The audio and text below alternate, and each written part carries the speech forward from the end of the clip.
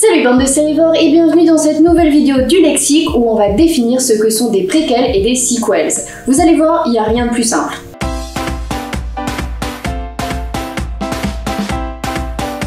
Préquel fait partie de ces rares noms qui ont une version masculin et féminin. On peut dire un préquel ou une préquelle. L'orthographe change parce que c'est un anglicisme. Au Québec, on l'appelle antépisode, mais la version française officielle, selon le journal officiel, c'est présuite. Et cette traduction officielle est très confusante à mon goût. Présuite. Une préquelle, au sens général du terme, est donc une œuvre dont les événements vont se dérouler avant les événements de l'œuvre originale. C'est donc une sorte de spin-off, et je vous renvoie à ma vidéo qui en parle. La préquelle va souvent s'intéresser aux origines des personnages ou des événements. Il ne faut pas confondre la préquelle avec le flashback, puisque la préquelle constitue une série entière, alors que le flashback c'est juste un petit passage court dans un épisode. Comme j'en parlais dans la première vidéo du lexique, le monde sériel est friand de spin-off, et pas mal ont utilisé la préquelle afin d'approfondir un univers, en expliquer les origines et donc donner plus d'éléments aux fans. Parmi les plus connus, on retrouve The Carrie Diaries, préquel de Sex and the City, qui s'intéresse à l'adolescence de Carrie Bradshaw.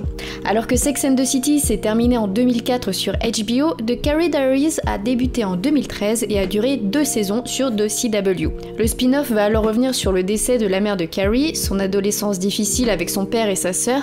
La série était loin du succès de sa grande sœur, elle a souffert du syndrome de produits dérivés sans âme, avec une écriture poussive et des moments incohérents avec les événements de Sex and the City. Une préquelle bien mieux réussie est Better Call Saul, le spin-off de Breaking Bad. Là aussi j'en avais parlé dans ma première vidéo. Ici la série ne va pas s'intéresser au passé des personnages principaux, mais à un personnage secondaire et non moins charismatique, Saul Goodman. Si certains personnages de la série originale sont très présents dans le spin-off ou viennent faire un coucou de temps à autre, Better Call Saul a su narrer un récit indépendant qui sert l'univers de Breaking Bad sans être redondant. Better Call Saul est toujours en cours de diffusion et il n'est jamais trop tard pour la commencer. La préquelle peut être aussi cross-média et traverser le temps, comme par exemple avec Bates Motel, qui revient sur les origines du personnage de Psychose, le film d'Alfred Hitchcock et le livre de Robert Bloch. La série revient sur la relation un peu trop fusionnelle de Norma Bates et de son fils Norman alors qu'ils emménagent dans l'Oregon. La série a l'avantage de garder le ton lourd et horrifique du matériau original en apportant une nouvelle profondeur au personnage et expliquant les raisons de sa folie.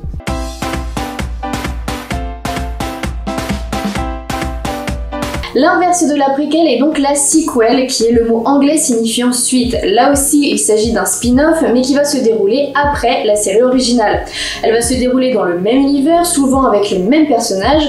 Il est un peu plus rare d'en trouver en série parce que, bien souvent, si la série s'est arrêtée, c'est qu'il y a eu annulation de la part de la chaîne de diffusion ou que les auteurs n'avaient plus rien à raconter. Dans ce cas-là, pourquoi faire une suite ? Mais parfois on donne une seconde chance des années après afin de reprendre une histoire qui avait encore tant de choses à raconter. Et récemment, on a eu plusieurs exemples avec Gilmore Girls A Year in Life, une mini-série où on retrouve les personnages principaux bien des années plus tard dans leur vie de tous les jours.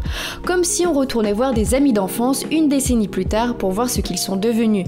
Et la série a gardé exactement le même ton que la série originale. C'était une Madeleine de Proust de la télévision.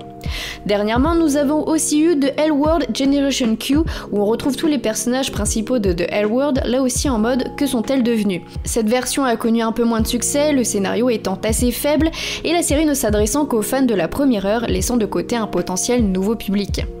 Là aussi, la suite peut traverser les genres artistiques, comme par exemple avec Ash vs Evil Dead, qui passe du cinéma à la télévision. On retrouve ce bon vieux Ash qui a certes vieilli, mais qui a toujours sa tronçonneuse bien huilée. Je pourrais en citer bien d'autres car le monde de la production sérielle sait très bien que c'est dans les vieux pots qu'on fait les meilleures soupes, et de la soupe moins chère en plus. Ce qu'il faut retenir de cet épisode du lexique, c'est que les préquels et les sequels sont des spin-offs, des séries dérivées qui se déroulent avant ou après la série originale.